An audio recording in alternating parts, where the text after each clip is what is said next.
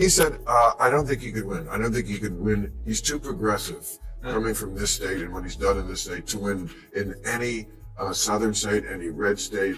I disagreed, but now this is a progressive African-American owned station, and I'm sure they like you, but doesn't think you could win. What do you say? It's one thing to casually trash a politician, but it's quite another to light them on fire on national television. And that's exactly how Bill Maher just handled Gavin Newsom. For many years, Maher was Newsom's loyal friend and advocate. That spectacle is clearly over, though, since even he seems to be done with the governor's three-ring circus. On his most recent episode, Maher criticized Newsom's record and the state of California during his tenure. This time, he didn't hold back, making it an unmistakable takedown. Gavin Newsom is the governor of California, home to 12% of all Americans and 50% of all Mexicans.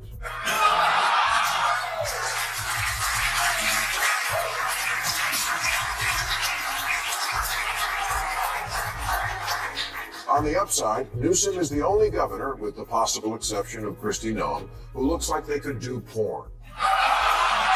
Bill Maher bluntly claimed that Gavin Newsom's most lasting legacy has nothing to do with leadership, progress, or meaningful policy, but rather that he supposedly looks better suited for the adult film world. A remark so harsh and unexpected that it instantly changed the entire tone of their discussion. It wasn't a light tease. It was a brutal strike coming from someone who once praised him, and it shattered the friendly dynamic they had before. Imagine being the governor of one of the most influential states in the nation, only to have your name paired with a headline suggesting you belong in an X-rated casting call, turning your reputation into a punchline instead of an achievement.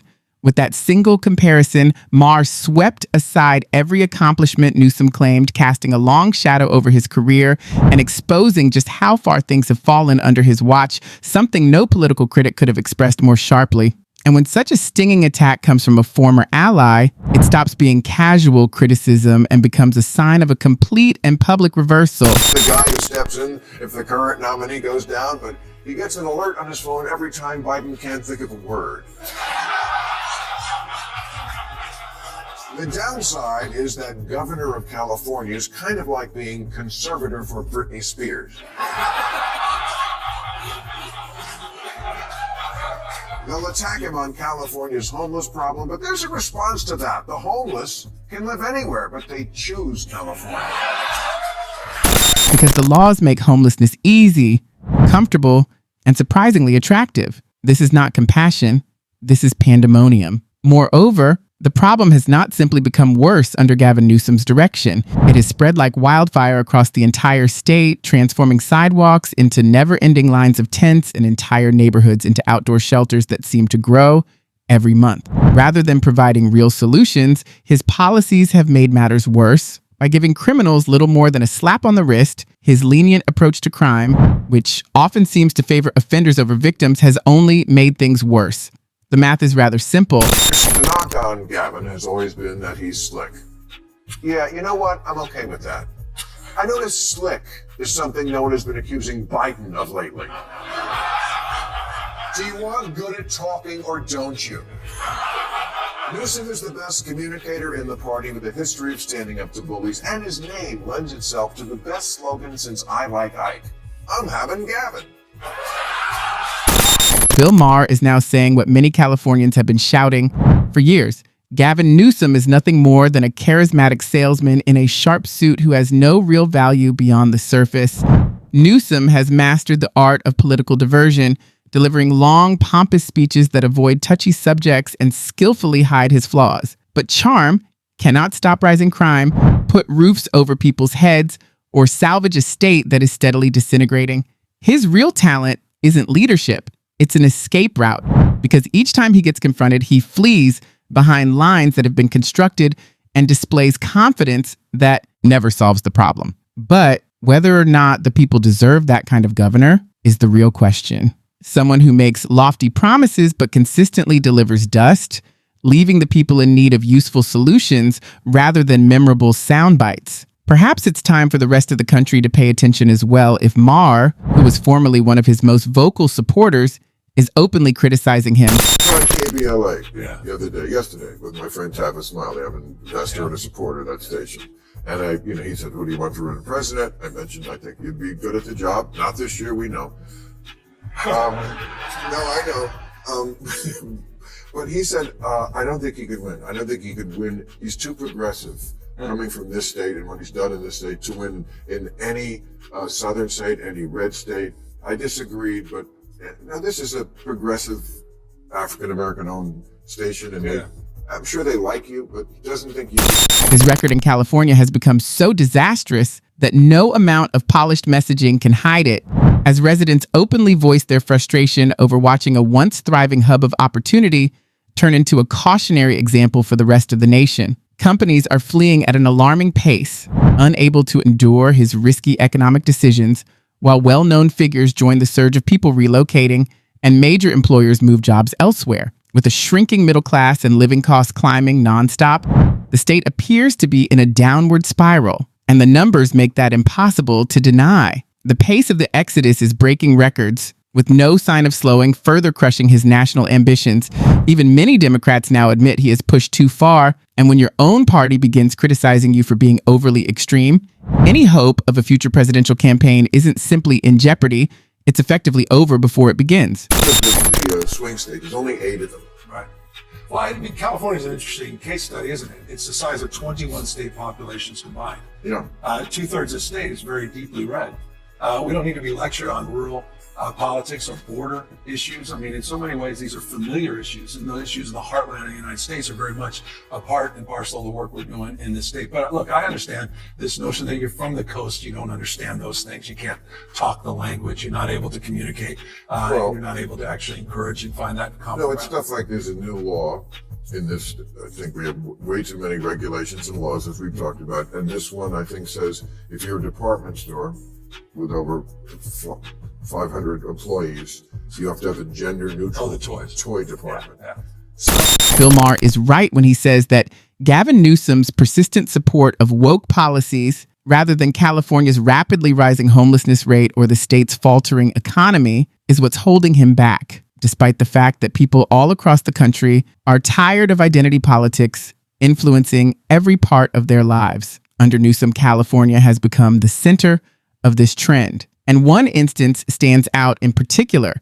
In fact, the state passed a law requiring all toy stores with more than 500 employees to have a gender-neutral category. This rule is among the most absurd ideas to date, according to Ma. It appears that kids in Newsom's California can't merely play with toys anymore. They have to make a political statement in the process. It seems like the world has suddenly decided that gender doesn't exist at all, leaving many ordinary people confused and dissatisfied. Too much government there. Look, that's an interesting one because the department stores came to us supporting that. And they're the ones making a case for that. They're making us, they're already moving in that direction. Wanted you to make a law about that? Well, but they've supported the legislation. It wasn't legislation that was enacted, that was initiated from my office, but it was legislation that came up with interesting support from the industry itself. But I understand how that's exploited. Good people can disagree. But that's not something we woke up and said, this is a top priority for the state. When we know what the top priorities are, homelessness, housing, the issues of crime, quality of life, and issues related to regulation and taxes, which are all top.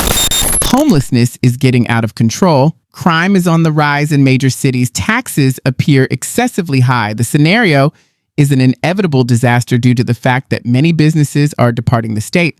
But the real issue isn't awareness. It's the complete inaction, because it's not realizing that a house is on fire that makes you a hero, using a hose to put out the flames.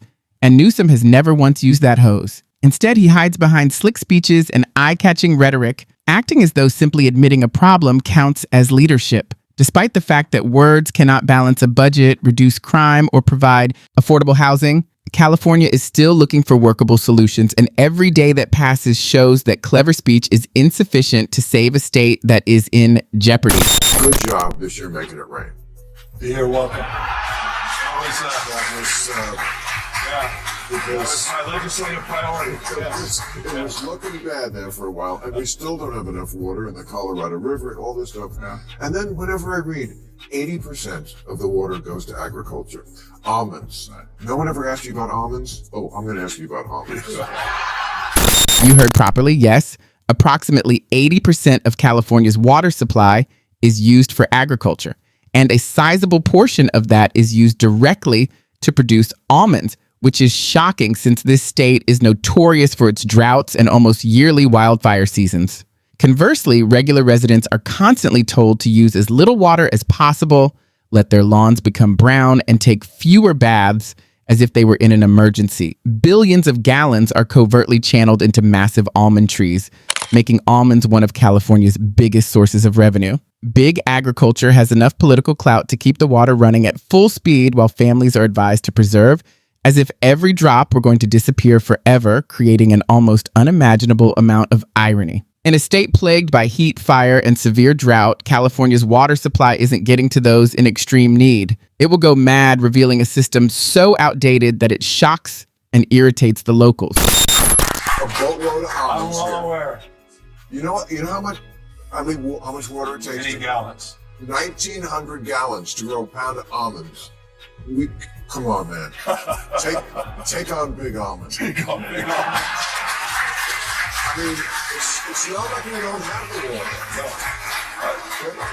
Well, you're right about it. It's not that we don't have the water. That said, the last couple of years were tough. I mean, but it's also where the water's falling and we're not capturing it. And we're not capturing those extreme years with these atmospheric rivers. Wets are getting a lot wetter, dry's drier, hot's getting a lot hotter. And so we've got to modernize our conveyance system. We've got to modernize our storage, not just above ground, but below ground. And so that's a big part of our focus and frame, including desalinization plants. We have 20 projects just on desal that we're working on today. So we put out a detailed water strategy that includes, by the way, getting that Delta conveyance project back up and operational, and includes the first above ground off stream storage facility in half a century in the state, which, by the way, is being aided by a regulatory package I pushed forward to reduce red tape in the state of California. Gavin Newsom may sound like he's redefining leadership every time he steps in front of a camera, delivering each line with flawless confidence and a smooth, persuasive tone that could convince anyone he's got everything under control. But once you look past the polished language, it becomes clear that California's problems aren't being solved at all. He has mastered political performance rather than real action, while homelessness keeps rising,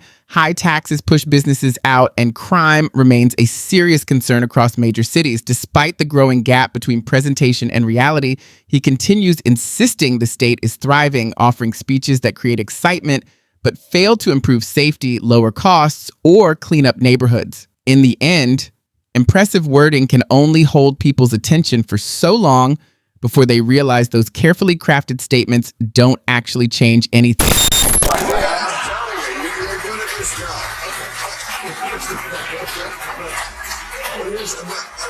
I feel like the last couple of years you've purposely picked this fight with the red states. I mean, the DeSantis. Yeah, but I don't want to live in a civil war. I agree with that. You know what? But you seem like you purposely want to set up this dichotomy between, this is a blue state and that's a red state.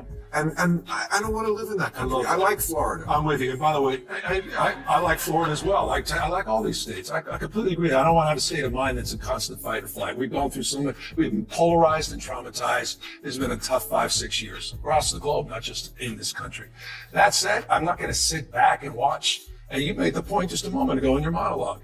You got folks out there trying to bring us back to a pre-1960s world. America in reverse, rolling back voting rights, LGBTQ rights, women's rights, not just access to abortion, but contraception. If America ever decided to elect Gavin Newsom as president, the entire country should brace itself because his record in California shows exactly where he would take the nation. A shrinking middle class crushed by high taxes, a growing homelessness crisis, countless businesses fleeing the state, and major cities overwhelmed by crime and addiction, all in a place that should have been flourishing thanks to its wealth, talent, and resources. Instead of delivering practical answers, he turned California into an example of what happens when polished speeches and trendy talking points are treated as solutions, ignoring the basic needs of everyday people who simply want safety and stability. Trying to apply this same formula across the United States would be disastrous because no amount of smooth presentation can hide the truth. His leadership is a glossy cover wrapped around failure, and once the media's spin and crafted image fall away, the reality becomes impossible to deny. Leaders like Obama and Newsom rely heavily on charm and theatrics, while underlying problems worsen. Just as Obama promised unity, but deepened division, Newsom promised a bright California future, but left the state struggling. Meanwhile, Others now argue that Trump should be given full control of the country. What America truly cannot afford is another showman in charge. California's experience is a warning everyone should take seriously, because ignoring it could bring severe consequences for the whole nation. Thank you for watching, and don't forget to subscribe, like, and leave your thoughts below so you never miss future updates.